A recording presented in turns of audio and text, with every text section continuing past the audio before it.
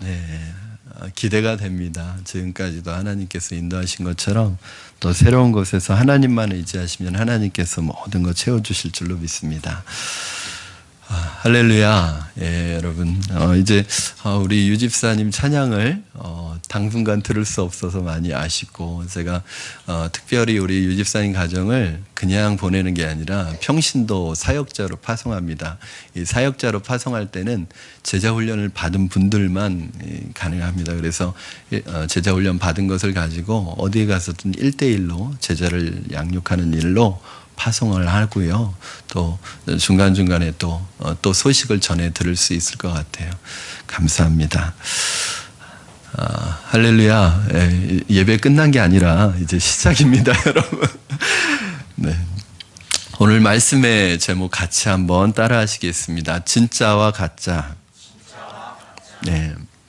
우리 삶에는 많은 진짜들도 있고 가짜가 있는데, 가짜가 있다는 건 진짜가 있기 때문에 있는 것이죠. 우리 2주 전에 바울이 에베소에서 아주 파워풀한 사역을 통해서 에베소 교회에 머무르면서 2년 동안 하루에 5시간씩 집중적으로 말씀을 훈련하고 말씀을 훈련하면서 에베소 교회에 아주 폭발적인 말씀의 부흥이 일어나는 것을 우리가 살펴보았습니다.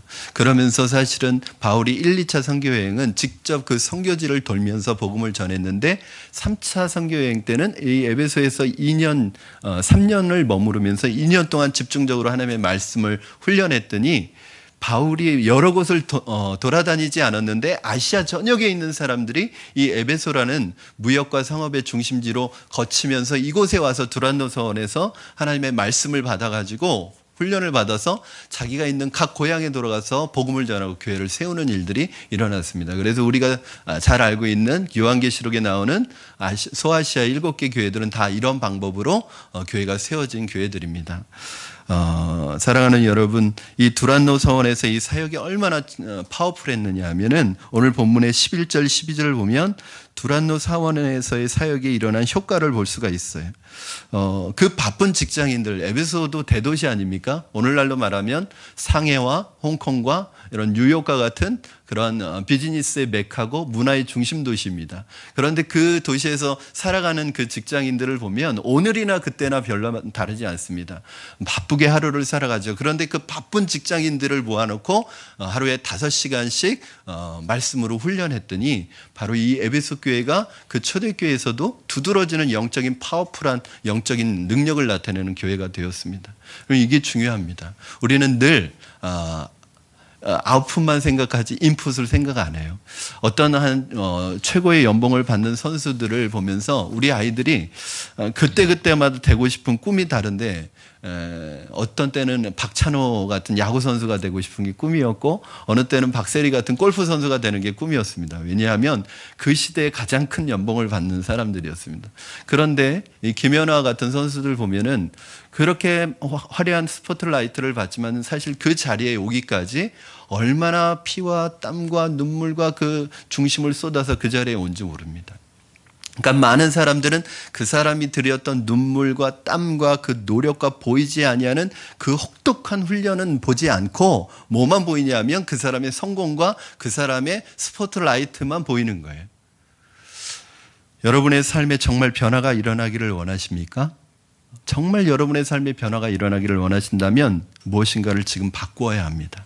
많은 사람들이 축복된 미래를 원하고 화려한 미래를 원하고 성공적인 삶을 원하면서도 자기의 현재의 삶은 전혀 바꾸지 않아요. 여러분이 미래를 바꾸기를 원하신다면 현재를 바꾸셔야 합니다. 지금 여러분이 살고 있는 방법을 그대로 유지하면서 어떻게 여러분 우리의 미래가 달라지기를 기대하십니까? 그건 어불성설입니다. 우리가 지금까지 살아온 방법을 바꾸지 않는 한 고민과 갈등은 계속될 것입니다. 시간이 흐르면 나아지겠지, 이 말은 우리를 늘 속였던 말이고 착각에 빠지게 했던 말입니다. 시간이 흐르면 변화되는 게 아니라, 시간이 흐르면 달라지는 게 아니라, 시간이 흐르면 그만큼 과거의 시간이 연장될 뿐이지 달라지지 않습니다. 여러분이 새로운 인생을 살기 원한다면 지금 여러분이 살고 있는 삶의 방법을 바꾸셔야 합니다. 내가 변화되기를 원하는데 내가 가지고 있는 지금 내 삶의 습관 고치지 않고 바꾸지 않으면 절대 삶의 변화는 일어나지 않습니다. 제자훈련이라는 것이 그런 거예요, 여러분. 삶의 습관을 바꾸는 거예요. 제자훈련을 하면서도 자신의 삶의 습관을 전혀 바꾸지 않는 분이 있습니다. 그러면 제자훈련에도 변하지 않습니다. 내가 뭔가 내 것을 포기하고 내가 대가를 치르고 내가 바꾸려고 하는 내 삶에 바꾸려고 하는 것이 있어야지 변화가 일어나는데 내 거는 전혀 바꾸지 않으려고 하면 변화가 일어나지 않습니다. 제일 슬프게 하는 분들이 어떤 분들이냐면 하나님의 축복을 원하고 성령 받기를 원하고 능력 있는 기도의 삶을 원하고 영적 리더십을 원하면서도 지금 하고 있는 그대로 살아가는 분들입니다. 여러분, 한 번 예수 믿고 한 번 인생을 사는 건데 후회 없이 살아야 되잖아요. 제가 예수님 믿을 때 한 가지 제 마음속에 어린 나이지만 제가 고3 때 예수님을 믿으면서 결심했던 게 있어요. 하나님, 안 믿는 가정에서 저 혼자 예수님 믿고 안 믿는 가정에서 이렇게 혼자 외롭게 신앙생활 하는데 이왕 예수 믿는 거 저 확실하게 믿고 싶습니다. 이왕 예수 믿는 거 저 하나님 앞에 쓰임받는 사람이 되게 해달라고 그렇게 기도했어요. 만약에 하나님이 원하시면 제 전부를 바꿔서라도 하나님이 원하시는 사람이 될 테니까 하나님 저를 사용해달라고 그렇게 기도했습니다. 그게 고3짜리 어린 그 학생의 기도였습니다. 여러분, 우리가 이왕 예수 믿는 거 예수님 안 믿을 때와 똑같이 살아간다면 우리에게 무슨 유익이 있을까요? 이왕 내가 예수 믿기로 한 거, 여러분 예수 믿는 거 다 어려운 가운데서 믿었을 거예요. 고난이 있었을 거예요. 여러 가지 어려운 상황 속에서 믿음을 지키고 있는 분들도 계실 거예요. 그런데 그 믿음이 내 삶을 전체를 바꾸어가지 않는다면 여러분 무슨 의미가 있겠습니까? 우리가 크리스찬이라는 이름이 붙여졌으면 적어도 그리스도인이라는 이름을 가지고 살아가고 있다면 여러분이 기도하면 어둠의 권세가 떠나고 아픈 사람이 병이 낫고 여러분이 어디 가서 사역을 하면 돈도 모이고 사람도 모이고 하나님의 역사가 일어나야 합니다. 여러분이 예배 가운데 들어와서 예배 드리면 예배 속에서 하나님의 은혜를 흠뻑 체험하는 그런 예수님 믿고 살아가야 되지 않겠습니까? 그런데 사람들이 그런 삶을 원하면서도 훈련은 안 받습니다. 여러분, 어떻게 훈련 없이 기도의 용사가 될 수 있겠습니까? 어떻게 훈련 없이 말씀의 사람이 될 수 있겠습니까? 2년 동안 두란노선에서 그 바쁜 사람들이 훈련을 받았다, 시간을 투자했다, 정성을 들였다. 이 훈련이라는 것이 제자훈련 받는다고 당장 뭐가 달라지는 건 아니에요. 사실은 제자훈련 받아도 훈련을 받아도 그 훈련의 효과가 나타나는 것은 당장 나타나는 결과가 당장 나타나는 건 아니지만 어느 순간에 눈사태처럼 효과가 나타나기 시작합니다. 이제 오늘 본문 말씀에 보면 그 효과가 나타나는 거예요. 11절에 보니까 하나님이 바울의 손으로 놀라운 능력을 행하게 하셨다고 말씀하고 있었습니다. 이게 뭐냐면 능력이 흘러넘치고 있는 거예요. 얼마나 능력이 나타났느냐면 바울이 쓰던 손수건과 바울이 앞에 차던 앞치마를 가져다가 병든 사람에게 얹어놓기만 해도 병이 낫는 역사가 나타났습니다. 무슨 남자가 손수건과 앞치마를 가지고 다니느냐, 그런 앞치마가 아니라 여러분 그 장인들이나 또는 목수분들이나 아니면 일하시는 분들, 미술하시는 분들 보면 여기 앞치마 이렇게 작업복 비슷하게 하잖아요. 바울이 장막 깁는 역할을 했으니까 그 앞치마가 있었고 이 땀이 흐르면 땀 닦으려고 수건을 가지고 있었던 거예요. 그런데 이 수건만 가져다가 놓아도 병이 낫는 역사가 나타나는 거예요. 그런데 이렇게 하니까 사람들의 관심은 어디에 가냐면 그 손수건이 능력 있는 줄 알고 그 손수건을 가져가는 거예요. 여러분, 손수건에 능력이 있는 게 아니라 믿음 때문에 일어나는 일입니다. 여러분, 예수님을 수많은 사람들이, 수천 명의 사람들이 예수님을 만지고 터치했는데, 왜냐하면 너무 사람들이 많이 몰려드니까 예수님이 이리 밀리고 저리 밀리고 하면서 사람들에 의해서 만져졌어요. 그런데 아무 일도 일어나지 않았어요. 그런데 믿음으로 예수님을 터치한 12의 혈루병을 앓는 여인만 병이 나았습니다. 여러분, 똑같이 예수님을 만져도요, 믿음으로 만지는 사람만 병이 낫는 거예요. 여러분, 기도를 받을 때도 그래요. 어떤 분은 제가 기도할 때도 저도 믿음으로 기도하죠. 하나님, 이 기도를 통해서 믿음의 기도는 병든 자를 일으킨다고 하셨사오니 하나님이 이 기도를 할 때 이 병이 낫게 해 주십시오. 믿음으로 기도합니다. 그런데 기도를 받는 분도 믿음으로 받으셔야 돼요. 하나님, 목사님으로부터 이 기도를 받을 때 내 병이 나을 줄로 믿습니다. 이 믿음이 저의 믿음과 기도하는 사람의 믿음과 기도를 받는 사람의 믿음이 합쳐질 때 여기 기적이 나타나는 거거든요. 제가 아무리 능력이 많아도 믿음으로 기도해도 기도를 받는 분이 아이, 뭐 기도 받는다고 낫겠어. 뭐 기도 받는다고 뭐 어떻게 되겠어. 이런 믿음으로 받으시면 안 될 줄로 믿습니다. 네. 그 본인의 믿음대로 되는 거예요. 그래서 예수님도 믿지 않는 곳에서는 기적을 많이 행하시지 않으셨대요. 그리고 항상 병을 고쳐주실 때는 뭐라고 말씀하셨냐면 내 믿음대로 될지어다. 여러분의 믿음대로 되는 역사가 나타나기를 주님의 이름으로 축원합니다. 여러분, 하나님, 바울이요, 이런 능력이 어디에서 나왔느냐? 하나님, 내게 신유의 은사를, 병 고치는 은사를 주시옵소서 이렇게 기도하지 않았다는 거예요. 그럼 어떻게 이 능력이 나왔느냐? 그냥 2년 동안 그 제자들과 함께 말씀과 말씀 훈련과 기도 훈련을 충실하게 해나가니까 말씀과 기도 속에서 충만한 은혜 속에서 어느 날부터 능력이 나가기 시작하는 거예요. 여러분, 능력은 쥐어짜는 게 아닙니다. 능력은 흘러넘치는 것입니다. 언제 흘러넘쳐요? 내가 하나님의 말씀 속에 있을 때, 하나님의 말씀으로 충만할 때, 기도로 충만할 때 나도 모르는 사이에 내게서 능력이 나가는 거예요. 이게 말씀의 능력입니다. 여러분, 그렇게 강조하는 말씀의 능력입니다. 나도 언제 모르는지 나도 모르게 병이 낫는 거예요. 그러면 어떤 경우는 안수 기도를 할 때 병이 낫는 경우도 있지만 어떤 경우는 말씀을 듣다가 병이 낫는 경우도 있습니다. 어떤 분은 설교를 듣는데 갑자기 마음이 뜨거워지기 시작하더니 머리끝부터 발끝까지 이렇게 뜨거운 은혜가 임하더래요. 병원에 가봤는데 이분이 암이 있었던 분인데 암덩어리가 싹 없어진 거예요. 자기도 언제 병이 났는지도 모르게 이 병이 나은 거예요. 사랑하는 여러분, 하나님의 말씀을 들을 때 여러분에게 있는 우울증이 떠나가기를 주님의 이름으로 축원합니다. 여러분, 불면증이 사라지기를 바랍니다. 저는 여러분이 제자훈련 받을 때, 순예배를 드릴 때, 예배 드릴 때, 큐티할 때 말씀을 통하여 여러분의 삶에 이런 기적들이 나타나기를 주님의 이름으로 축원합니다. 여러분이 하나님의 말씀을 훈련받고 기도 훈련 받을 때 이런 전인격적인 치유의 역사가 나타나는 거예요. 그래서 저는 너무 기도원 신앙은 문제가 있습니다. 기도원이 나쁘다는 게 아니라, 기도원이 잘못됐다는 게 아니라 다른 건 모든 것 거두절미하고 그냥 병 낫기 위해서 기도원 가는 거는 위험할 수 있습니다. 저는 가장 건강한 것은 말씀과 기도 속에서 저절로 낫는 것이 가장 건강한 회복과 치유의 역사라고 생각합니다. 그러기 위해서는 여러분 병 낫기를 기도하기 이전에 여러분 안에 말씀과 기도로 충만해지기를 주님의 이름으로 축원합니다. 이런 기적이 일어나면 항상 뭐가 출현하냐면 가짜가 있다는 거예요. 어떤 분이 그런 얘기를 하시더라고요. 왜 기독교는 이렇게 사이비도 많고 이단도 많느냐? 진짜여서 그래요.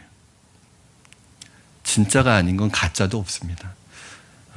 여러분, 나이키는 가짜가 있어요. 그렇죠? 이게 가짜가 있다는 것은 그만큼 진짜가 있기 때문에 가짜가 있다는 거예요. 진짜가 생기면 가짜가 생기게 되어 있습니다. 마귀가 달라붙어서 회방을 놓는데 어떤 회방을 놓느냐? 13절 14절 우리 같이 읽겠습니다. 시작.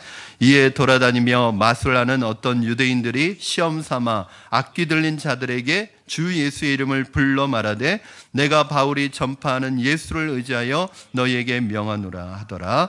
유대의 한 제사장 스게와의 7 아들도 이 일을 행하더니. 당시에 마술사들과 주술사들은 악령을 내쫓기 위해서 주문을 외우는데 워낙 그 지역에 잡신들이 많고 신들이 많다 보니까 신의 이름을 불러서 악령을 내쫓아요. 그것이 실제적으로 악령을 내쫓는데 효과가 있다기보다는 그냥 사람들의 심리적으로 안정을 주려고 그렇게 하는 것입니다. 그런데 워낙 신이 많다 보니까 누구 특정한 신을 부르는 게 아니라 가장 그 시대에 유행하던 신의 이름을 부르는 거예요. 당시에 워낙 바울의 이 예수 그리스도의 이름으로 능력이 나타나기 시작하니까 이 세상에 있는 이 마술사들과 주술사들도 누구의 이름을 부르기 시작했냐면 예수님의 이름을 불러서 마귀를 쫓으려고 했다는 거예요. 그런데 하나님께서 이 세상 사람들이 예수님을 이렇게 팔아먹을 때는 가만히 계셨는데 정작 제사장의 7 아들, 제사장 스게와의 7 아들이 예수님의 이름으로 예수님의 이름을 팔아먹을 때는 바로 하나님께서 징계의 채찍을 내리치셨다는 거예요. 여러분, 세상 사람들이 하나님의 이름을 파는 것도 징계받을 일이고 심판받을 일이지만 더 문제는 하나님의 사람이라고 하는 사람들이, 하나님의 사람이라고 하는 그리스도인들이 예수님의 이름 팔아먹는 거, 망령되이 일컫는 거, 이건 하나님께서 직접 바로 징계하십니다. 왜냐하면 하나님의 이름은 그렇게 망령되이 일컬음을 받을 만한 이름이 아니기 때문에 그렇습니다. 저는 예수님의 이름을 팔아서 사기치는 이런 사람들이 지옥에서도 가장 아랫목에 갈 사람들이라고 생각해요. 가짜 기도원, 가짜 종교, 이 이단, 사이비, 그리고 이 가짜 종교로 한 가정을 무너뜨리는 우리 사이에 얼마나 많은 이 가짜들이 있습니까? 이 가짜들이 결국 하나님의 심판을 받게 될 것입니다. 여러분, 15절, 16절 보면 그 가짜들이 어떠한 그런 그 심판을 받는지 한번 보시기 바랍니다. 15절, 16절입니다. 시작. 악기가 대답하여 이르되 내가 예수도 알고 바울도 알거니와 너희는 누구냐 하며 악기 들린 사람들이 그들에게 뛰어올라 눌러 이기니 그들이 상하여 벗은 몸으로 그 집에서 도망하는지라. 아멘. 제가 목사로서 여러분에게 충고를 하나 드리면요, 마귀를 절대 우습게 보지 마시기 바랍니다. 마귀가 두려워하는 것은 예수님이지 여러분이 아닙니다. 여러분이 예수님 안에 있을 때만 마귀가 여러분 앞에서 물러갈 것입니다. 그런데 여러분이 예수님이 마귀를 쫓아주시니까 마귀를 쉽게 생각하고 예수님과의 관계가 지금 소홀하고 동떨어져 있고 예수님을 떠나서 생활하고 있는데도 내가 마귀를 이길 것이라고 생각하고 접근했다가는 큰 코다칩니다. 여러분, 마귀는 가짜를 알아보는데 천재예요. 저는 지난번에도 말씀드렸듯이 그래서 목사 안수를 받는 분들, 장로 안수를 받는 분들, 안수집사, 권사, 임직을 받는 분들 마귀한테 한번 테스트를 다 거쳐보면 좋을 것 같다는 생각을 해요. 왜냐하면 가짜를 기가 막히게 찾아낼 수 있기 때문에 그렇습니다. 만약에 그렇게 한다면 아마 한국교회 임직 받을 사람이 별로 없을 거예요. 여러분, 우리의 마음을 좀 새롭게 해야 합니다. 우리의 마음을, 한국교회가 어느 순간부터 너무 거품이 많아요. 거품을 다 걷어내야 됩니다. 가짜 교회, 가짜 크리스찬의 수치입니다. 오늘날 너무나 많은 그리스도인들과 교회들이 형편없는 영적인 상태, 형편없는 영적인 실력을 가지고 있으면서 만족하고 안주하고 있습니다. 한국교회에 그렇게 교회가 많고 목사가 많고 그리스도인도 많지만 귀신이 두려워서 벌벌 떠는 그런 영적인 실력을 갖춘 그리스도인들이 없다는 것이 우리 한국교회의 부끄러운 점이고 하나님 앞에 부끄러운 점입니다. 경건의 모양은 있는 반면 경건의 모양이 있는 사람은 많은데 직분자는 많은데 경건의 능력이 있는 사람은 많지 않다는 것이 우리 한국교회의 비극입니다. 요즘에 힘 있는 사람 이름 팔아서 사기치는 사람들 많이 있습니다. 그러다가 걸리면 큰일 납니다. 이 예전에는 청와대에 수희 아저씨만 알아도 힘이 있다고 그랬는데 요즘에도 그런 사람이 있어요. 여러분, 하물며 만군의 여호와 하나님의 이름을 팔아먹고 만군의 여호와 하나님의 이름을 함부로 사용하면요 하나님 앞에서 큰 징계를 받습니다. 여러분, 신명기 5장 11절 말씀 우리 한번 같이 읽겠습니다. 신명기 5장 11절 우리 자막을 열어주세요. 같이 읽겠습니다. 시작. 너는 내 하나님 여호와의 이름을 망령되이 일컫지 말라. 나 여호와는 내 이름을 망령되이 일컫는 자를 죄 없는 줄로 인정하지 아니하리라. 아멘. 여기서 망령되이 일컫지 말라는 말은 영어 성경에 보니까 misuse라고 나와 있습니다. 잘못 사용하는 거죠. 즉 함부로 하나님의 이름을 팔고 다니지 말라는 거예요. 하나님의 이름은 그렇게 우리가 막 써도 되는 이름이 아닙니다. 여러분, 어떤 사람 보면은 예수님의 이름으로 하나님의 이름으로 사기치는 사람이 있습니다. 이런 일이 교회에도 있습니다. 어떤 분들 이렇게 상담을 하다가 제가 상담을 하면서 여러 번 느꼈던 건데 교회에 대한 상처를 가지고 계세요. 예수 믿는 사람들에 대한 상처를 가지고 계세요. 만약에 하나님의 도우심이 아니었으면 그분들이 어떻게 교회로 올 수 있었겠습니까? 그 상처의 내용을 들어보면 다 그런 건 아니지만 이분이 과거에 한 사람한테, 그것도 교회 다니는 사람한테 사기를 당한 거예요. 이분은 철석까지 믿었다는 거예요. 그분이 예수 믿는 사람이니까. 그래도 예수 믿는 사람은 다를 거라고 생각해서 믿었다는 거예요. 그런데 사기를 당했어요. 그러니까 이분이 치유가 안 되는 거예요. 예수 믿는 사람에 대한. 물론 다 그렇지 않습니다. 그러나 우리가 정신 차려야 됩니다. 누군가 나에 의해서 이렇게 내가 예수님의 이름을 함부로 사용해서 혹시 상처를 경험하는 사람이 없는가? 그러면 이렇게 예수님 이름 사용해서 사기치는 사람들, 팔아먹는 사람들 하나님이 진노하십니다.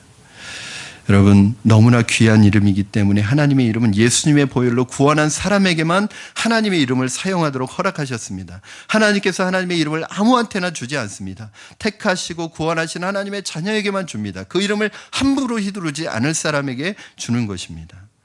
사랑하는 여러분, 연약하고 힘든 교회가 하나님의 이름을 붙들고 있기 때문에 이 교회의 음부의 권세가 흔들지 못하는 거예요. 여러분, 하나님의 이름을 붙들면요, 하나님의 그 이름 안에 하나님이 우리를 보호해 주십니다. 하나님의 이름으로 피할 때 우리가 하나님의 보호를 받습니다. 우리 자녀들 하나님의 이름을 불러가며 하나님의 이름을 의지해서 덮을 때 우리 자녀들이 보호를 받습니다. 우리 요한복음 17장 11절 말씀 한번 같이 읽겠습니다. 시작. 나는 세상에 더 있지 아니하오나 그들은 세상에 있사옵고 나는 아버지께로 가옵나니 거룩하신 아버지여 내게 주신 아버지의 이름으로 그들을 보존하사 우리와 같이 그들도 하나가 되게 하옵소서. 내게 주신 아버지의 이름으로 그들을 보존하사, 이 부분을 영어 성경 봤더니 protect them이라고 나와 있습니다. 그들을 보호하여 주시옵소서. 하나님의 이름이 저와 여러분을 보호하는 줄로 믿습니다.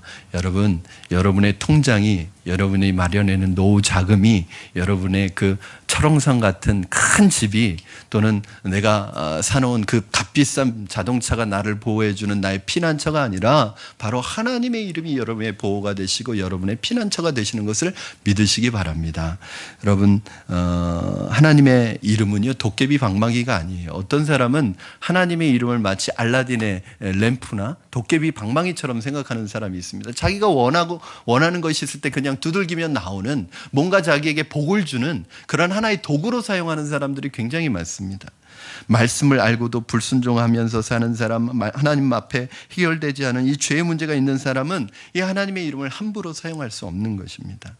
세계의 7 아들에게 벌을 하나님께서 내리시는데, 세상 사람들이 하나님의 이름을 오용하는 것보다 교인들이 예수 믿는 사람이 거품신앙으로 하나님의 이름을 막 부르는 것을 하나님이 더 증개하십니다. 하나님이 세상을 심판하시기 전에 교회에게 주는 회개와 각성이에요. 자, 스게야의 7 아들이 어떤 심판을 당하느냐면, 이 귀신 들린 사람이 내가 예수도 알고 바울도 아는데 너희는 누구냐 하더니, 이 귀신 들린 사람이 7 사람에게 달려들어서 거의 두들겨 맞아서 거의 생명만 부지할 정도로 그렇게 살려서 돌려보냅니다. 이건 굉장히 큰 수치고 치욕이죠. 그런데 이 소식을 접한 에베소에 있는 거품 신자들이 자기들이 맞은 것 같이 느끼는 거예요. 야, 재수 좋았다. 아니었으면 내가 맞았을 수도 있는데. 비슷한 처지에 있는 사람들은 한 사람이 당하면 그것이 자기에게 당한 것처럼 느껴지는 거예요. 그리고 조심하게 됩니다. 그걸 뭐라고 그러죠? 군대 용어로?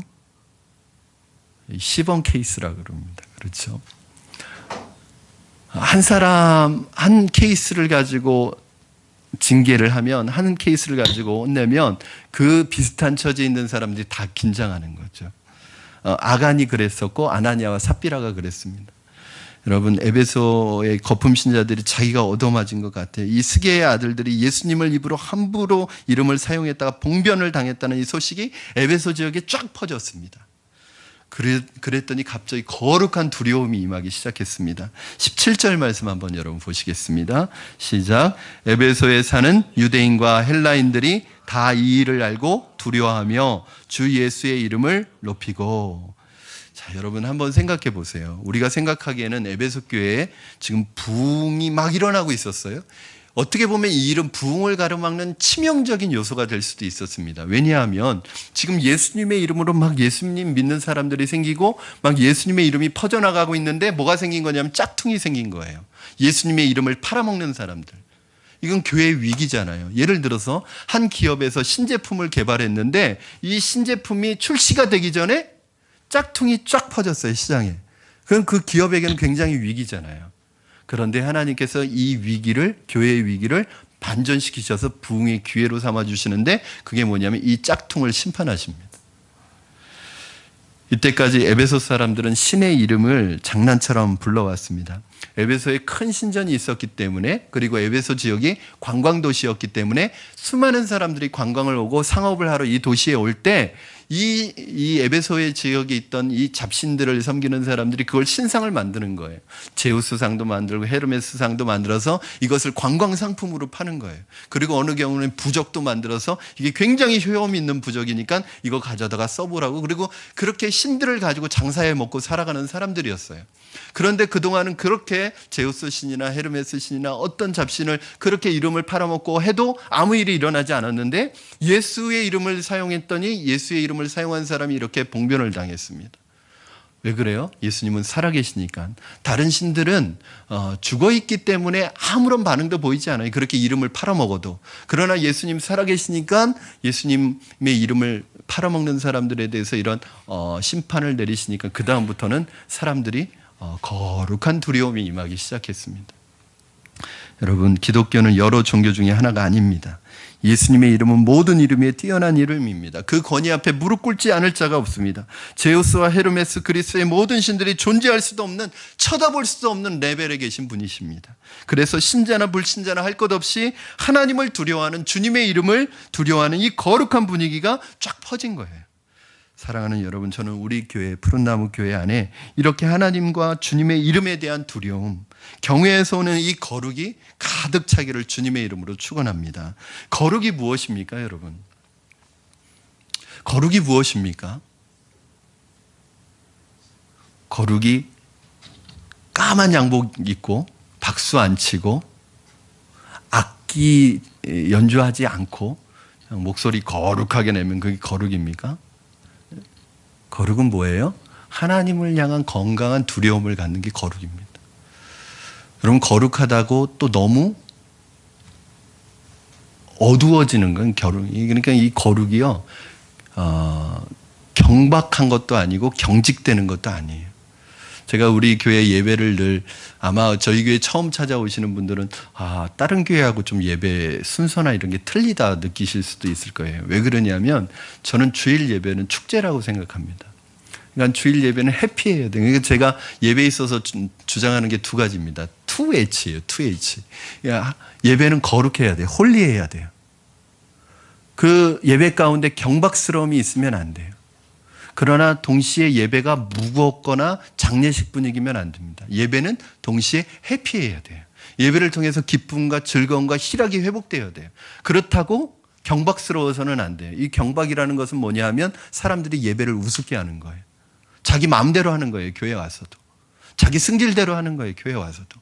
자기 고집대로 하는 거예요. 이게 경박이에요. 하나님 앞에서. 하나님 앞에서의 거룩은 하나님에 대한 건강한 두려움을 갖는 것입니다.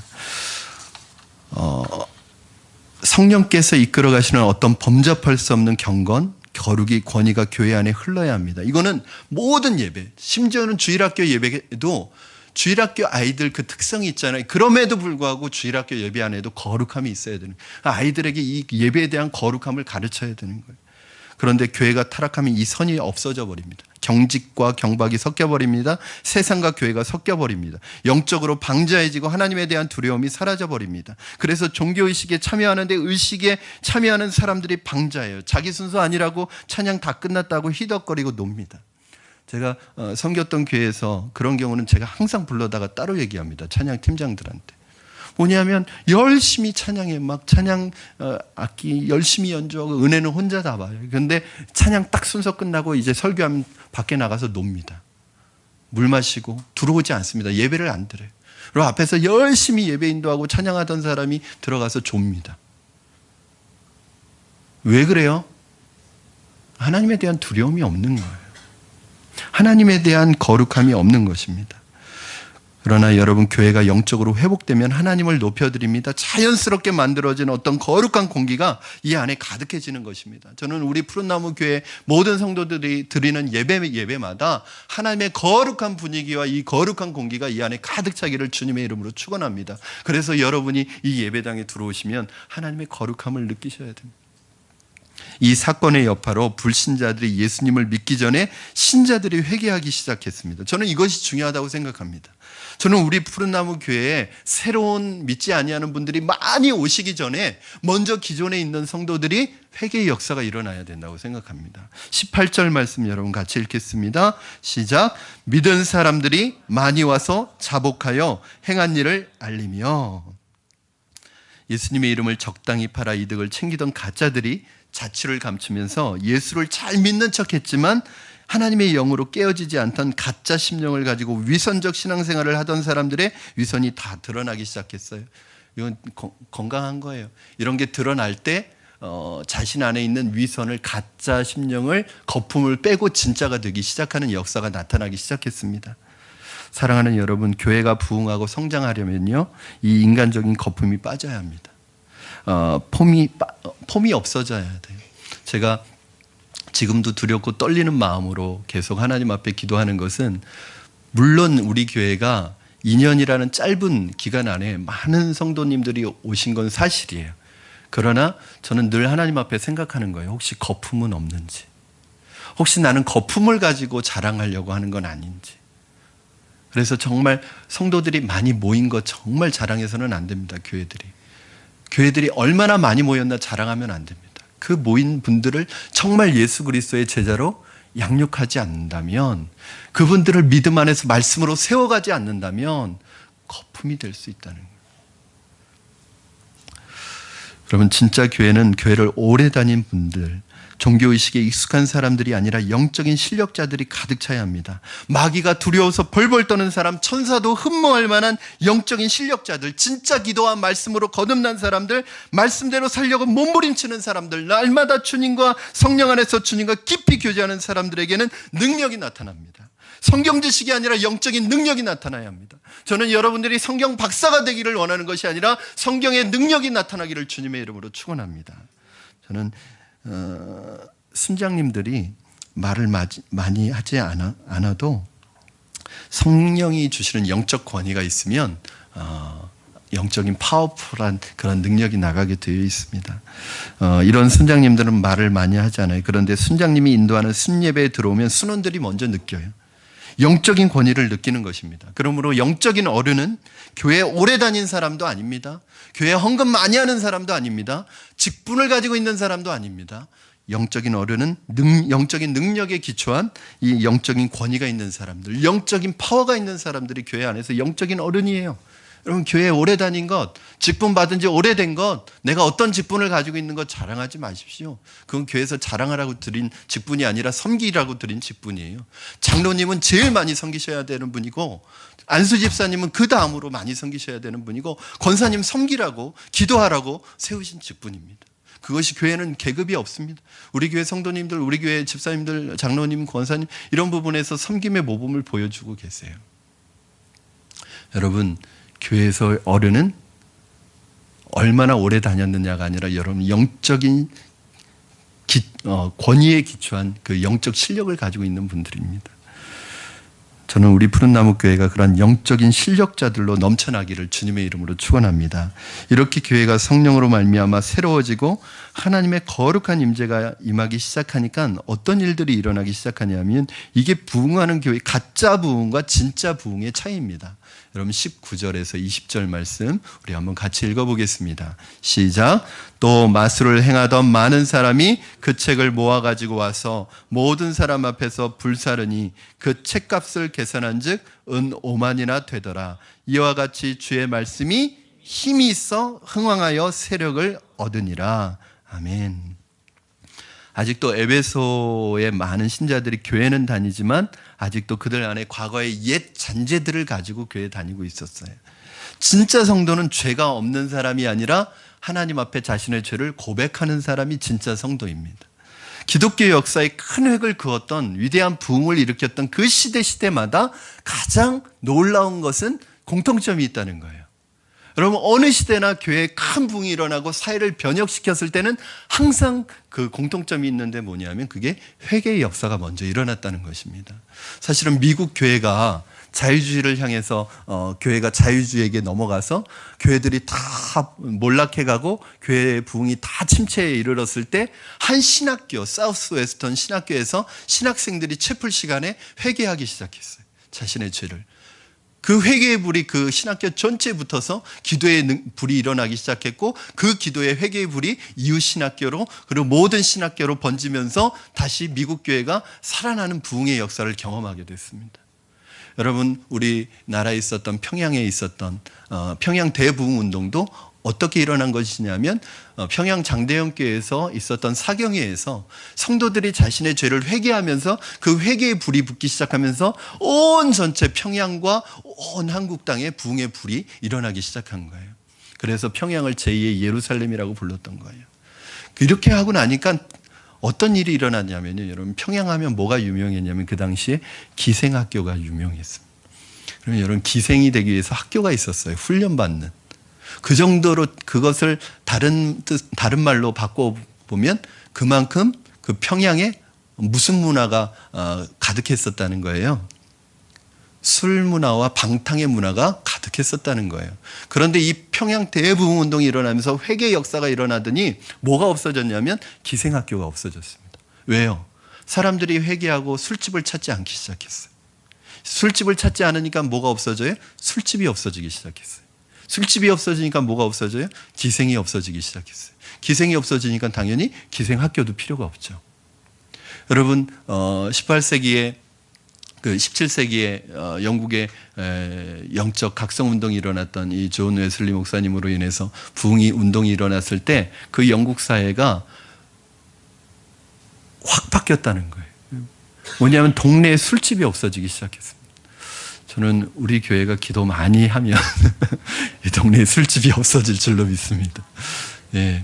그러니까 믿는 사람들이 어떻게 살아가느냐에 따라서 그 사회에 강한 영향력을 미칠 수 있는 거예요. 문제는 여러분, 이 사회가 점점 어두워져 가고 점점 썩어져 가는 것은 어떤 면에서 보면 뭐에 대한 반증이냐면 빛과 소금의 역할을 하는 사람이 없기 때문이라고 보셔도 됩니다.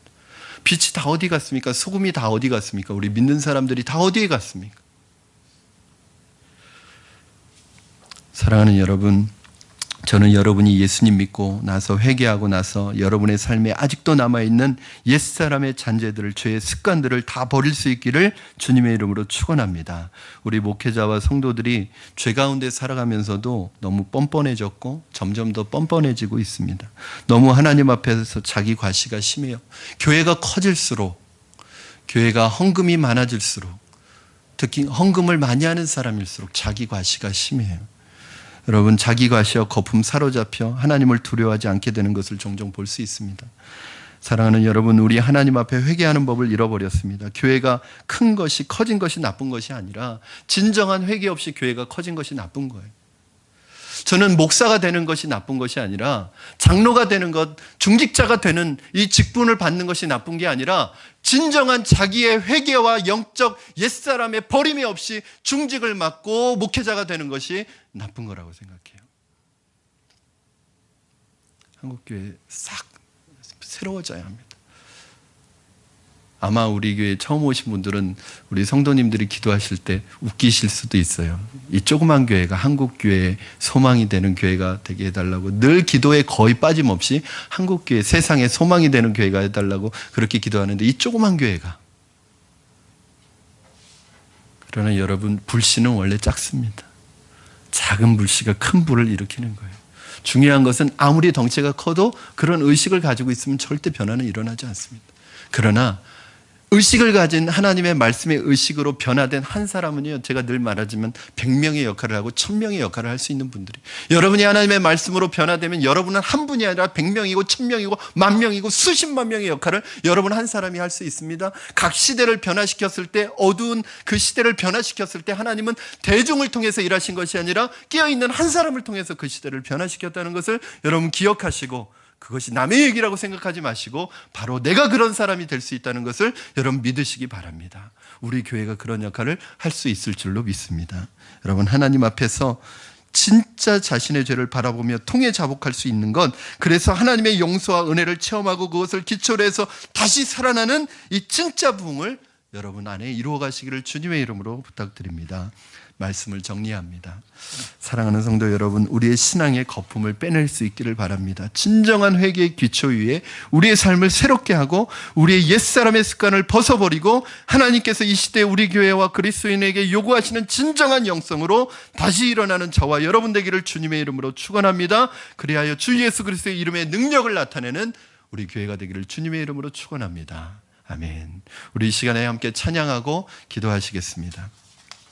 우리 찬양할 때 이 찬양은 내 고백이지만 우리 교회의 고백이기도 하고 그리스도인의 이름으로 살아가는 우리의 고백이 되었으면 좋겠습니다. 하나님, 우리에게 소원이 있습니다. 하나님, 주님 다시 오는 그날까지 우리에게 이 십자가의 사랑을 품고 하나님 예수 그리스도의 이름을 전하는 사람 되게 하여 주시옵소서. 함께 우리 찬양하겠습니다. 우리에게 소원이 하나 있네.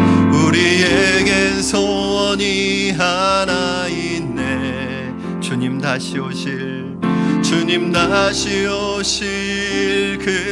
그날까지 우리 가슴에 새긴 주의 십자가 사랑, 나의 교회를 사랑케 하.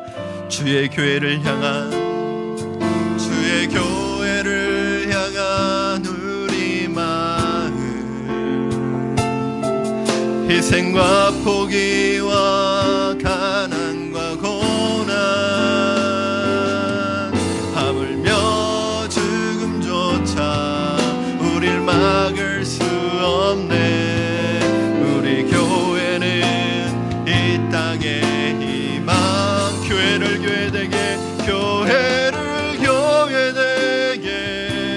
예배되게 우릴 사용하소서. 진정한 부흥의 날 오늘 임하도록 우릴 사용하소. 교회를 교회되게, 교회를 교회되게, 예배되게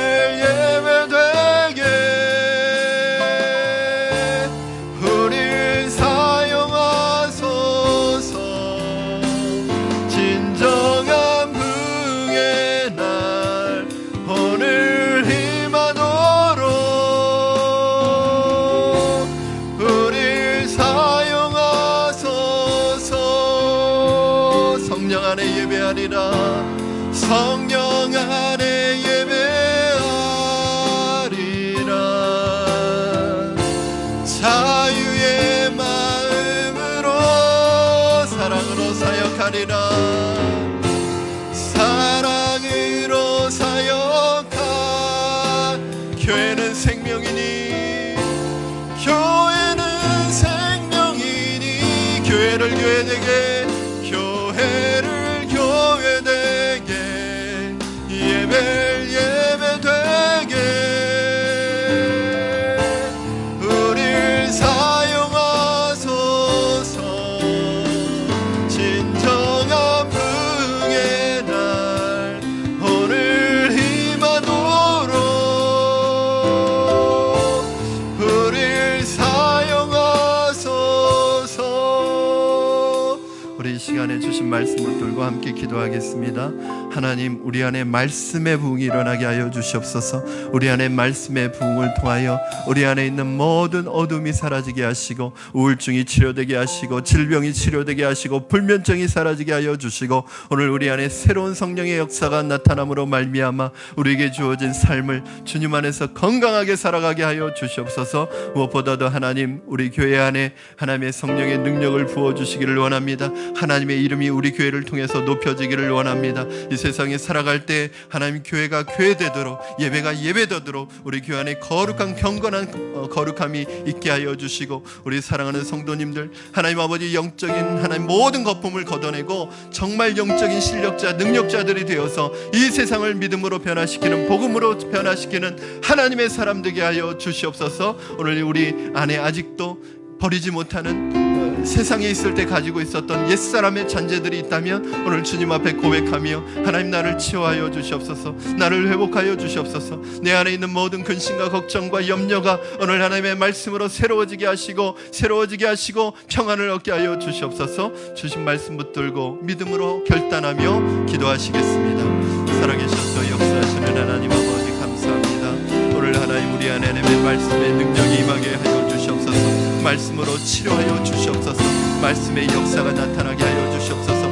말씀을 통하여 우리 안에 병이 낫게 하시고 질병이 치유되게 하시고 어두운 그늘이 사라지게 하시고 염려와 걱정이 사라지게 하여 주시고 하나님 아버지 모든 불면증과 우울증과 정신적인 질병이 치유되게 하여 주시옵소서. 오늘 하나님의 성령의 충만함을 입게 하여 주시고 하나님의 말씀의 능력으로 이 시대를 변화시키는 사람들 되게 하여 주시옵소서.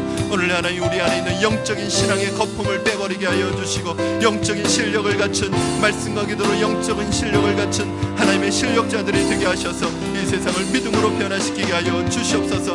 하나님의 이름을 함부로 사용하지 않게 하여 주시고 하나님의 이름을 하나님 아버지 함부로 망령되이 일컫지 않게 하여 주시고 하나님 앞에서 우리의 버려지지 아니하는 옛 습관과 옛 하나님 아버지 사람의 잔재들을 오늘 하나님 말씀을 통하여 다 버릴 수 있도록 주님 축복하여 주시고 인도하여 주시옵소서.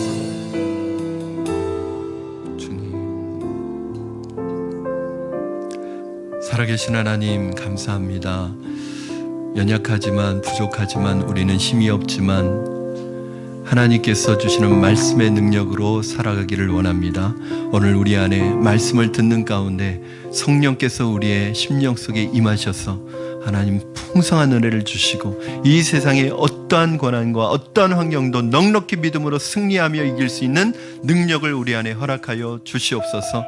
하나님 우리 안에 있는 신앙의 거품들, 신앙의 폼들, 위선들이 있다면 오늘 다 걷어내게 하시고 주님 앞에서 하나님 우리의 마음을 솔직하게 고백하게 하여 주시고 우리 안에 있는 아직도 버려지지 않은 옛사람의 잔재들, 옛사람의 습관들, 죄의 습관들 있다면 회개와 하나님 아버지 각성을 통하여 다시 한번 우리 안에 새로워지며 옛 습관을 버릴 수 있는 은혜를 허락하시고 새롭게 되어지는 은혜를 허락하여 주시옵소서. 하나님 아버지 우리를 성령의 사람 삼아 주시옵소서. 정말 이 시대에 필요한 빛과 소금의 역할을 감당하는 그리스도인으로 살아갈 수 있도록 하나님 말씀을 허락하여 주시고 훈련 통하여 하나님의 사람으로 세워지는 은혜를 허락하여 주시옵소서. 감사하며 예수님의 이름으로 기도합니다. 아멘.